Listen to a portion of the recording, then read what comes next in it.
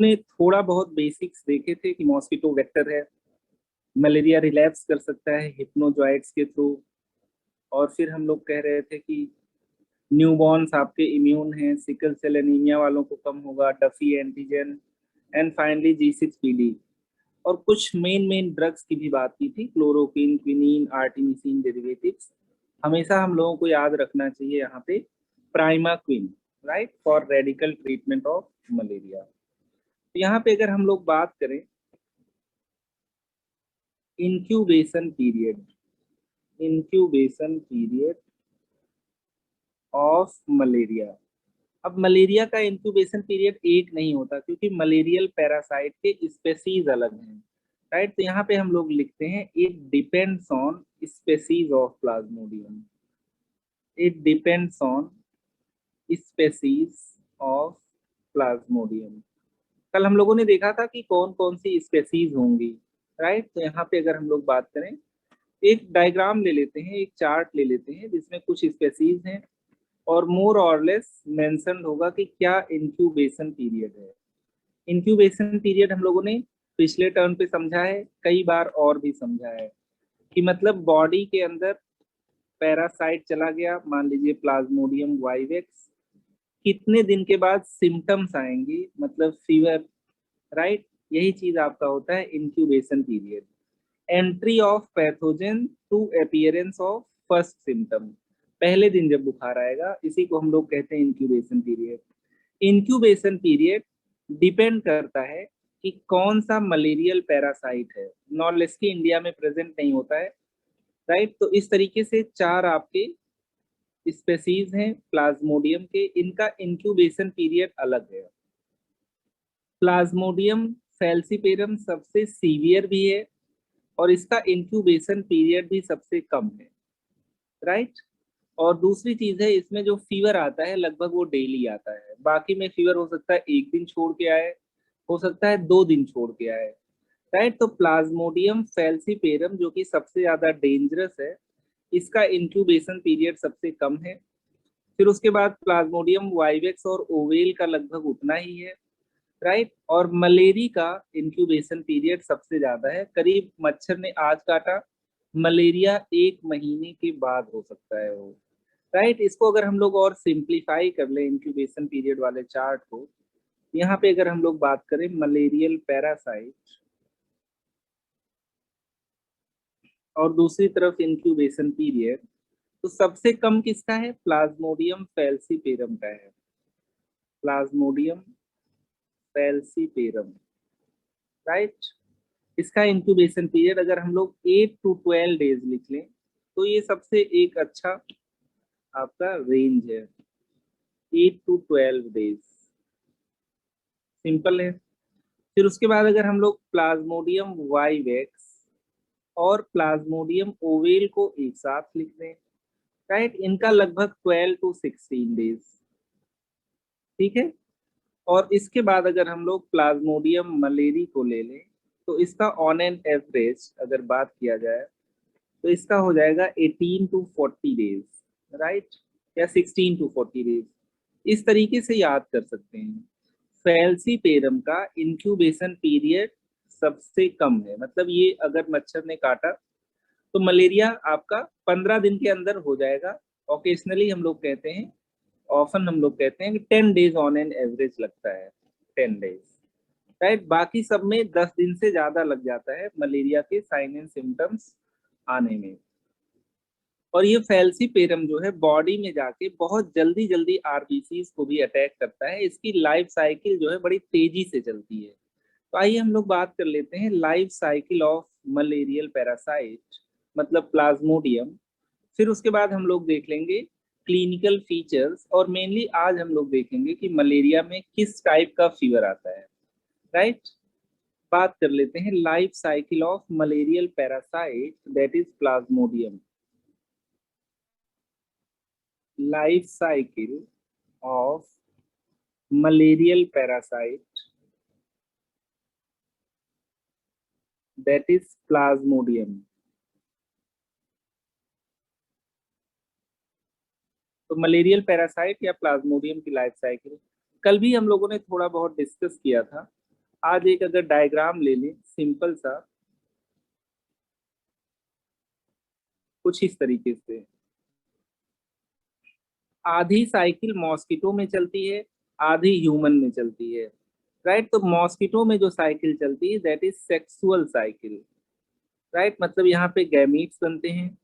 Human में जो cycle चलती है that is asexual cycle, right. Human में जो साइकिल चलती है that is asexual cycle, asexual cycle. दोनों आपके कोऑर्डिनेशन, दोनों साइकिल्स जरूरी होती हैं मलेरियल पैरासाइट के लिए। अब यहाँ पे देखो इस डायग्राम को अगर थोड़ा और जूम भी कर दें, मुझे लगता है बहुत जरूरत नहीं है। तो दो तीन चीजें यहाँ पे देखना है, हम लोग पैथोलॉजी नहीं पढ़ रहे हैं लेकिन तभी थोड़ा बहुत नॉलेज होना चाहिए चीजों का। यहाँ पे मॉस्किटो ने काटा किसी को, मॉस्किटो यहाँ आया, मॉस्किटो ने बाइट किया, बॉडी में उसने डाल दिए स्पोरोजोइट्स, राइट। स्पोरोजोइट्स लिवर में गए, राइट। आगे चल के मीरोजोइट्स बन गए, मीरोजोइट्स ने आरबीसीज को अटैक किया, मतलब एरिथ्रोसाइट्स को। जब आरबीसी को अटैक करते हैं, इस मीरोजोइट का जो फूड होता है वो हीमोग्लोबिन होता है। तो हीमोग्लोबिन चेंज हो जाता है टॉक्सिक ग्रेन्यूल्स में, हम लोग कहते हैं हीमोजॉइन ग्रेन्यूल्स, राइट। और ये हीमोजॉइन ग्रेन्यूल्स जब ब्लड में आते हैं तो इन्हीं की वजह से फीवर आता है। आगे चल के कुछ मीरोजॉइट्स गैमीटोसाइट्स में कन्वर्ट हो जाते हैं, और जब मॉस्किटो ब्लड सक करता है तो इसके पास गैमीटोसाइट्स चले जाते हैं। इसकी बॉडी में गैमीटोसाइट्स डेवलप करके लार्वा एंड फाइनली जाइगोट और स्पोरोजॉइट दोबारा बन जाते हैं। ठीक है, तो मॉस्किटो के लिए गैमीटोसाइट इन्फेक्टिव स्टेज है, हम लोगों के लिए स्पोरोजॉइट। तो आइए इसी लाइफ साइकिल को और सिंपली समझ लेते हैं, राइट। आइए देखते हैं। यहाँ पे अगर हम लोग बात करें तो मॉस्किटो वाली साइकिल पे ज्यादा फोकस नहीं करेंगे हम लोग। मान लीजिए मॉस्किटो ने बाइट किया, मॉस्किटो ने बाइट किया, तो मॉस्किटो सेलाइवा देगा हमें, राइट। सेलाइवा, जब मॉस्किटो बाइट करता है इसी में स्पोरोजॉइट होगा, राइट। सेलाइवा में ही स्पोरोजॉइट होगा जो कि हमारे लिए इन्फेक्टिव है। और जब मॉस्किटो बाइट करेगा तो शायद ब्लड लेके जाएगा, राइट, ब्लड। इसी ब्लड में गैमीटोसाइट्स होंगे, गैमीटोसाइट्स जो कि मीरोजॉइट से बने होते हैं, राइट। इसका मतलब जो स्पोरोजॉइट है this is infective for humans, infective for us. और गैमीटोसाइट्स इन्फेक्टिव फॉर मॉस्किटो, मॉस्किटो को भी इन्फेक्शन हो रहा है, इन्फेक्टिव फॉर मॉस्किटो। तो अपना मलेरिया इसलिए भी ठीक करें ताकि मॉस्किटो बेचारे को भी झेलना ना पड़े। वैसे मॉस्किटो में मलेरिया डिजीज नहीं होगी, केवल मलेरियल पैरासाइट आएगा और जाएगा। स्पोरोजॉइट आने के बाद आपके बॉडी में लिवर को अटैक करेगा, राइट। लिवर, लिवर में स्पोरोजॉइट जाएगा, डिवाइड करेगा और किसमें कन्वर्ट हो जाएगा, मीरोजॉइट्स में, राइट। These are मीरोजॉइट्स। हम लोगों ने पहले भी देखा था, इसके अलावा कभी कभी हिप्नोजॉइट में कन्वर्ट हो जाता है और यही रिलैप्स के लिए रिस्पॉन्सिबल रहता है, राइट। ये आपके हो गए हिप्नोजॉइट्स, हिप्नोजॉइट्स, राइट, रेस्पॉन्सिबल फॉर रिलैप्स। इसीलिए हम लोगों ने प्राइमाक्विन भी दिया था जिसकी बात किए थे। अब ये जो मीरोजॉइट्स हैं ये किसको अटैक करेंगे, these merozoites will attack RBCs, right, red blood cells. और हीमोग्लोबिन इनका एक तरीके से डाइट होगा और आगे चल के हीमोजॉइन ग्रेन्यूल्स बनेंगे, टॉक्सिक ग्रेन्यूल्स बनेंगे जो आरबीसी के रप्चर होने के बाद निकलेगा, जिससे फीवर डेवलप होगा, राइट। फीवर इसीलिए आता है जब जब आरबीसी रप्चर होते हैं। यहाँ पे अगर मैं एक आरबीसी बना लूं, ये आरबीसी है, राइट। इसी के अंदर मीरोजॉइट आएंगे और मीरोजॉइट्स डिवाइड करेंगे और अल्टीमेटली ये आरबीसी रप्चर हो जाएगी, राइट। ये आपके क्या है, मीरोजॉइट्स हैं, मीरोजॉइट्स। मीरोजॉइट्स अटैक करते हैं आरबीसी को और धीरे धीरे क्या होती है, ये आरबीसी रप्चर हो जाती है, रप्चर ऑफ आरबीसी। मतलब लीवर के सेल को ये लोग इफेक्ट करेंगे और आपके आरबीसी को इफेक्ट करेंगे और जो ये मीरोजॉइट्स निकलेंगे ये फिर फ्रेश आरबीसी को अटैक करेंगे, right. These merozoites will attack fresh RBC. तो कई साइकिल ऐसे होंगे, जितनी बार फ्रेश आरबीसी को अटैक करेगा, जितनी बार रप्चर होंगे उतनी बार फीवर आएगा। तो एक साइक्लिकल वे में फीवर आता है, बराबर नहीं आता। तो मीरोजॉइट्स के अलावा यहीं पे बना लेते हैं, थोड़े थोड़े से ग्रेन्यूल्स बनते जाते हैं, टॉक्सिक ग्रेन्यूल्स, हम लोग कहते हैं हीमोजॉइन ग्रेन्यूल्स। तो ये भी हीमोजॉइन ग्रेन्यूल्स भी निकल जाएंगे, right. These are haemozoin granules. यही या टॉक्सिक ग्रेन्यूल्स डिफरेंट स्पेसीज में डिफरेंट ग्रेन्यूल्स होते हैं, we call it toxic granules. जब हीमोग्लोबिन को ये एज अ डाइट के फॉर्म में यूज करता है तो ये बाई प्रोडक्ट बनता है, right. This is responsible for fever. This is these granules are responsible for fever in malaria, for fever in malaria। तो जो आरबीसी का रप्चर होता है, हर एक आरबीसी मतलब इरिथ्रोसिटिक साइकिल के बाद कुछ नंबर ऑफ आरबीसी रप्चर होती हैं और हीमोजॉइन ग्रेन्यूल्स कहाँ चले जाते हैं, ब्लड में चले जाते हैं, राइट। यही हीमोग्लोबिन ग्रेन्यूल जितनी बार ब्लड में जितनी साइकिल निकलेंगे उतनी बार पेशेंट को फीवर आएगा, राइट। यही कुछ मीरोजॉइट्स आपके गैमीटोसाइट्स में कन्वर्ट हो जाते हैं और मॉस्किटो के लिए फिर ये इन्फेक्टिव स्टेज बन जाते हैं। तो कुल मिला के इस तरीके से हम लोगों ने simply life cycle of malarial parasite देखा है, जितना मेडिसिन में जरूरत है। तो फिर से इसको देख लेते हैं। मॉस्किटो ने किसी को बाइट किया, थोड़ा सा सेलाइवा प्रोवाइड किया, राइट। सेलाइवा के साथ हमारी बॉडी में स्पोरोजॉइट्स आ गए, स्पोरोजॉइट्स ब्लड तक पहुंचे और इन्होंने लीवर को अटैक किया, लीवर में ये मीरोजॉइट्स में चेंज हो गए, राइट। मीरोजॉइट से कुछ आपके हिप्नोजॉइट्स में भी चेंज हो जाएंगे, खासकर प्लाज्मोडियम वाइवेक्स में ये स्टेज मिलती है और पेशेंट को रिलैप्स हो सकता है। चलो ठीक है, यहाँ तक तो कोई बहुत कॉम्प्लिकेटेड नहीं रहा। अब ये मीरोजॉइट्स आपके क्या करेंगे, अटैक करेंगे आरबीसी को, आरबीसी के अंदर डिवाइड करेंगे, अल्टीमेटली आरबीसी रप्चर हो जाएगी, तो मीरोजॉइट्स भी निकल जाएंगे और इसी के साथ कुछ हीमोजॉइन ग्रेन्यूल्स बन जाते हैं, ये भी ब्लड सर्कुलेशन में आ जाएंगे।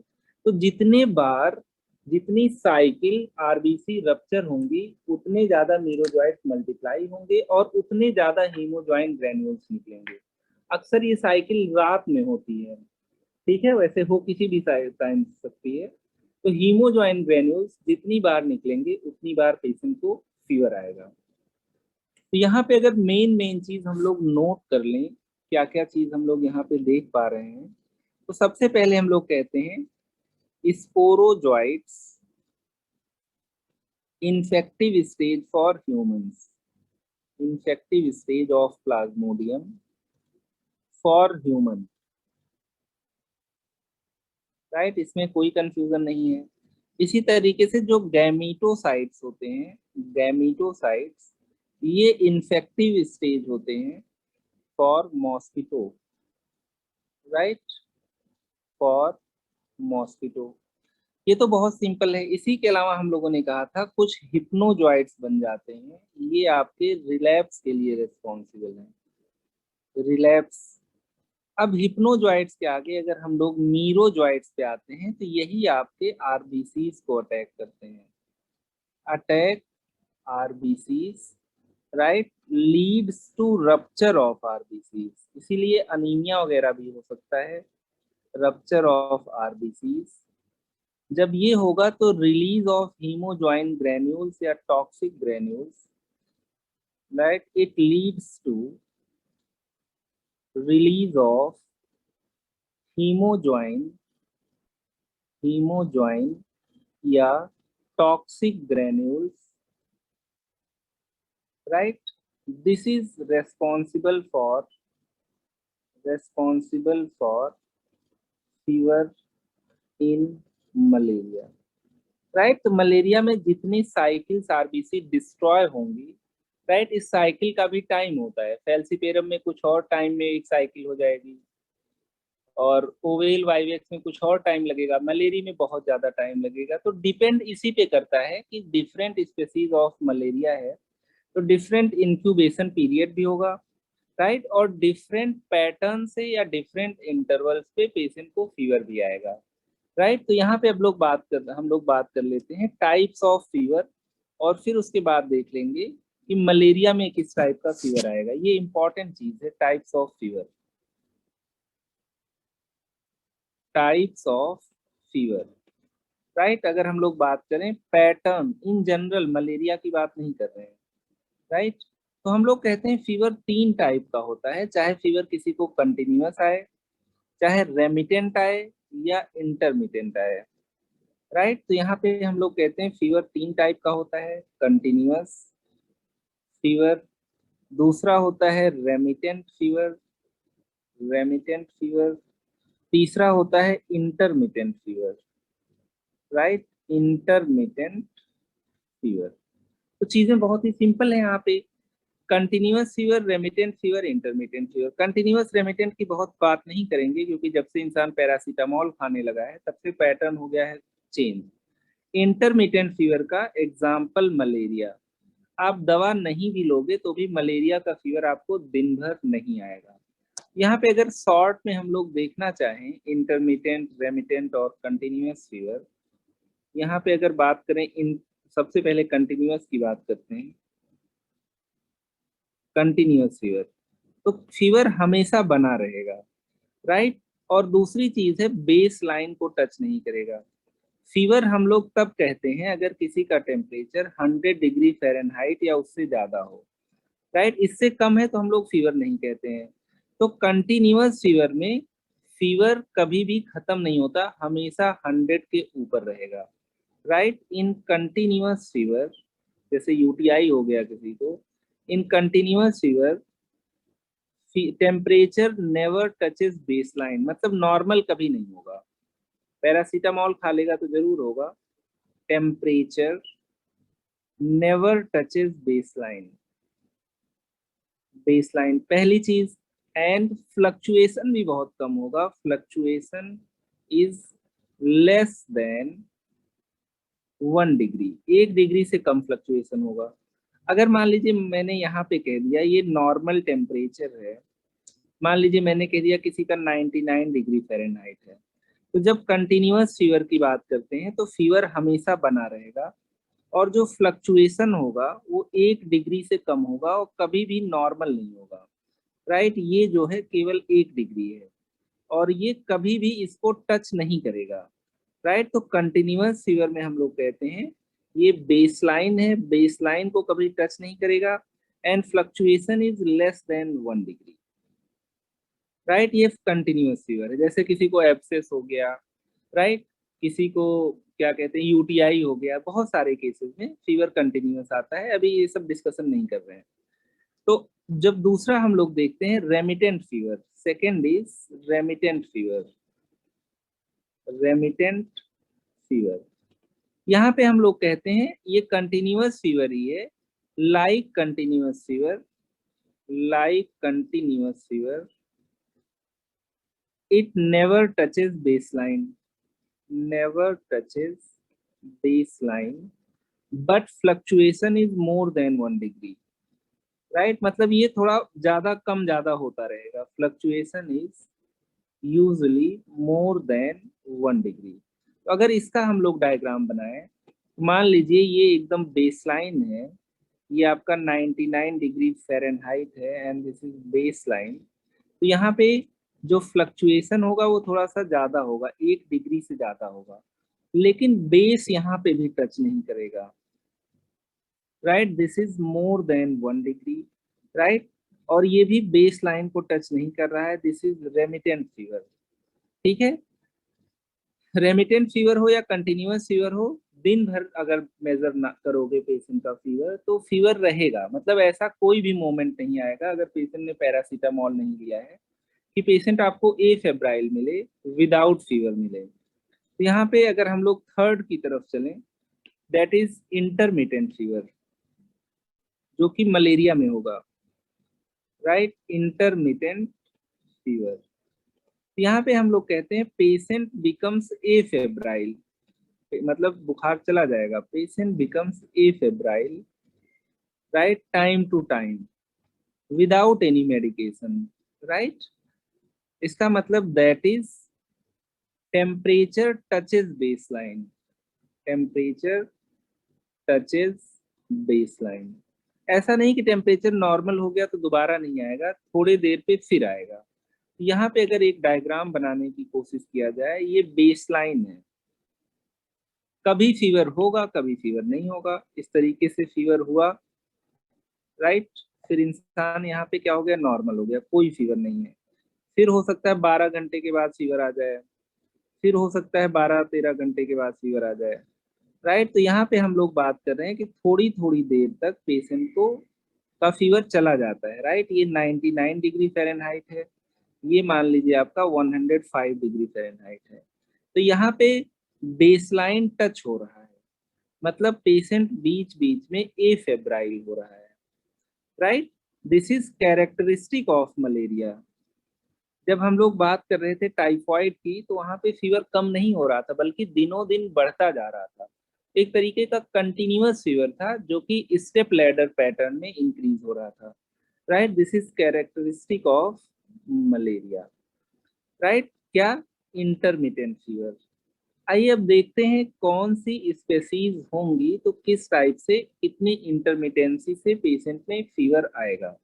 ये तो बहुत ही सिंपल है, ये 3 टाइप के फीवर होते हैं। जब आप मेडिसिन पढ़ते हो, क्लिनिकल पढ़ते हो, तो उसका पार्ट है। कंटिन्यूअस हो सकता है, जब फीवर में कंटिन्यूअस हो और बेसलाइन को टच भी ना करे, फ्लक्चुएशन भी काफी कम हो। रेमिटेंट में फ्लक्चुएशन थोड़ा सा ज्यादा होगा। इंटरमिटेंट में फ्लक्चुएशन तो होगा ही, इसी फ्लक्चुएशन की वजह से पेशेंट बीच बीच में एफेब्राइल हो जाएगा, राइट। अब हम लोग बात करते हैं fever patterns in malaria. Fever patterns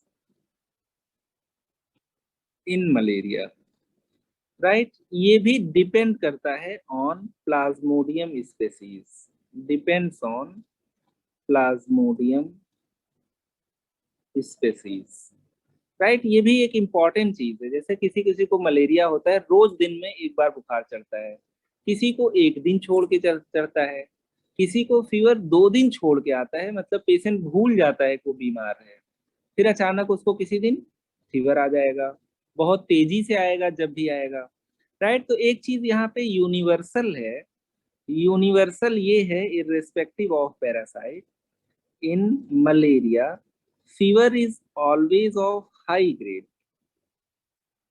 fever is 104 degree, 5 degree, 102 से ज्यादा अगर फीवर है तो हम लोग हाई ग्रेड कहते हैं। Fever is always of high grade which is usually associated with chills and rigor, which is usually associated with क्या, associated with chills and rigor, right. ये वो वाला चिल नहीं जो तुम लोग करते हो, चिल्स एंड राइगर। चिल्स का मतलब patient will feel cold, feeling of cold, right. Rigor का मतलब है उसको सिवरिंग होगी।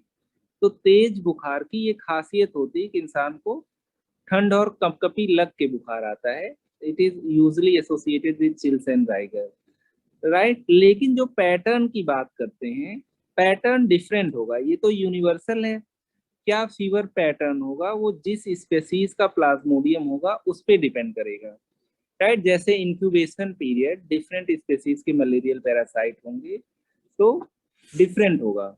यहाँ पे अगर एक डायग्राम देखें, इस डायग्राम में वैसे थोड़े से करेक्शन की भी जरूरत होगी, right.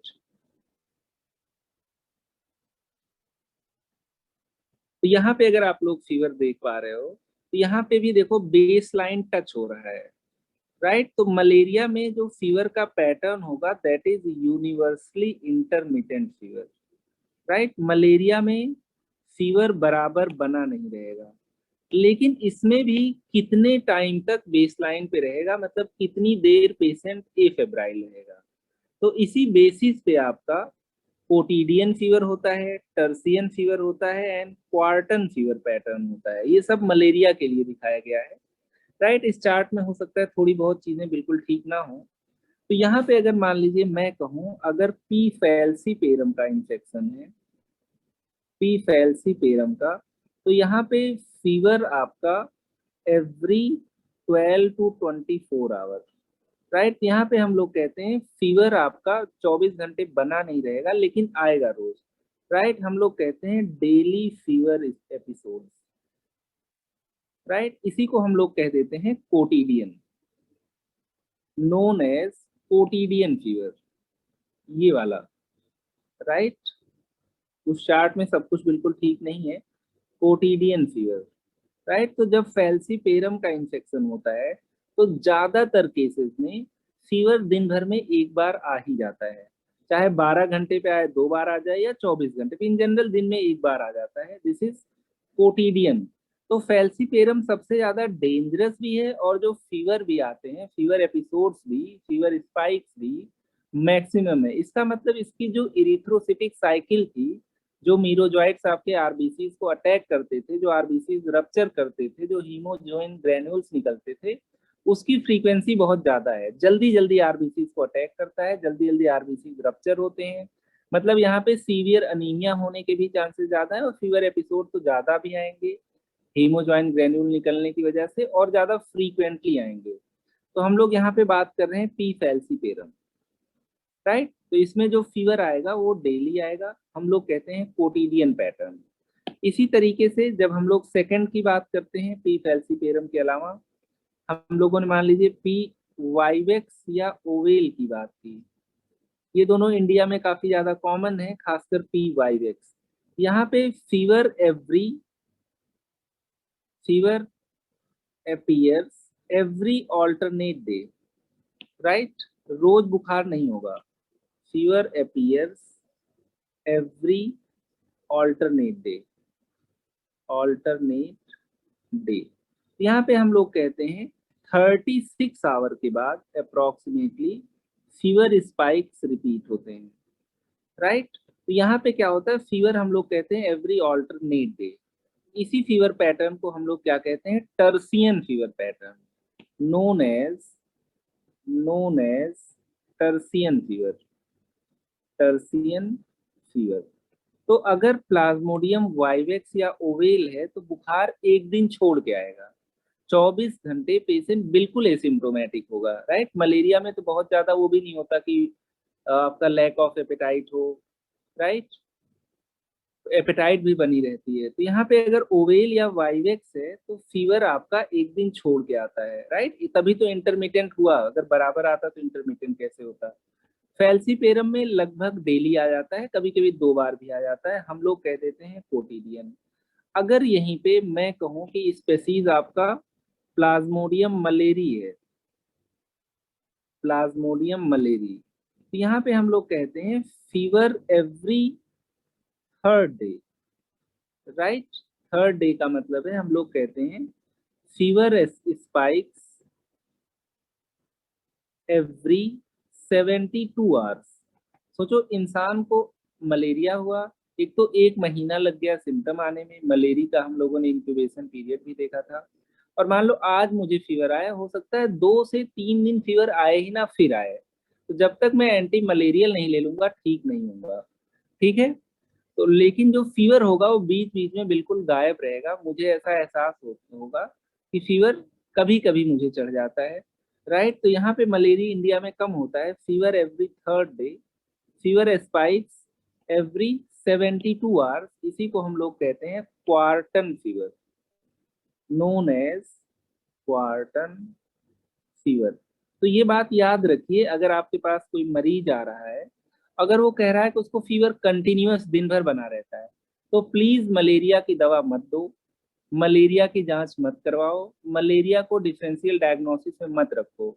Every fever is not malaria, right. तो प्लाज्मोडियम मलेरी में every third fourth day fever आएगा, ओवेल में, वाइवक्स में एवरी ऑल्टरनेट डे, फैल्सीपेरम में एवरी डे, राइट। तो इसी तरीके से हम लोगों ने कोटिडियन, टर्सियन एंड क्वार्टन नाम रखा हुआ है। ओवरऑल अगर मलेरिया है तो फीवर आपका इंटरमिटेंट आएगा, पहली यूनिवर्सैलिटी ये है। दूसरी यूनिवर्सैलिटी ये है कि fever will be of high grade associated with chills and rigor. और फीवर आता क्यों है? Due to increase in haemozoin या due to release of haemozoin granules. कहाँ से हीमोजॉइन ग्रेन्यूल्स निकलते हैं? उन आरबीसी में जिनको मीरोजॉइट्स अटैक करके रप्चर कर देता है। कल ही हम लोगों ने बात किया था कि इसकी डाइट हीमोग्लोबिन होती है, खासकर एडल्ट हीमोग्लोबिन HbA। ये हीमोजॉइन ग्रेन्यूल्स बाई प्रोडक्ट्स होते हैं, राइट। ये हीमोजॉइन ग्रेन्यूल्स हर आरबीसी रप्चर के साथ निकलेंगे और उसी समय पेशेंट में क्या होगा? फीवर स्पाइक्स आएंगे।